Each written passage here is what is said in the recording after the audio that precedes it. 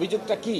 অভিযোগটা হলো একটা আদেশ যা ওপেন কোর্টে ঘোষণা করা হয়েছে, এই আদেশটাকে পরিবর্তন করে ফেলেছেন যখন পূর্ণাঙ্গ জাজমেন্ট বেরিয়েছে।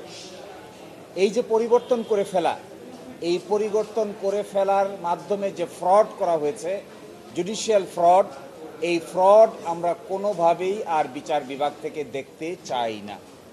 যেই করুক না কেন, যত বড় বিচারক নেই এটা করুক না কেন, ইটস এন অফেন্স। বিচারিক আদালতের ঘোষিত রায় পরবর্তীতে আরেকটা বিচার ছাড়া এইভাবে পরিবর্তন করে ফেলা যায় না, এবং আমি মনে করি it is কন্ডেমনেবল, it should not be done. এবং এরই ভিত্তিতে বাংলাদেশে সবচাইতে বিপজ্জনক ঘটনা যা ঘটেছে সেটি বলেছিলেন বিচারপতি টি.এইচ. খান। তিনি কেয়ারটেকার গভর্নমেন্টের মামলা শুনানির এমিকাস কিউরি ছিলেন। তিনি এসে আদালতে বলেছেন, আপনারা আজকে যে আগুন নিয়ে খেলছেন, এই আগুন দেশে কিন্তু আগুন জ্বলবে যদি এই সিস্টেম আপনারা বাদ করেন। আপনারা দেখবেন বিগত 15 বছরে আমাদের এই মাতৃভূমিতে আগুনই জ্বলেছে, ভালো কিছু হয় নাই, কনস্ট্রাকটিভ কোনো কাজ হয় নাই। ইলেকশন কমিশন ডেস্ট্রয় হয়ে গেছে, ইলেকশন পদ্ধতি ডেস্ট্রয় হয়ে গেছে।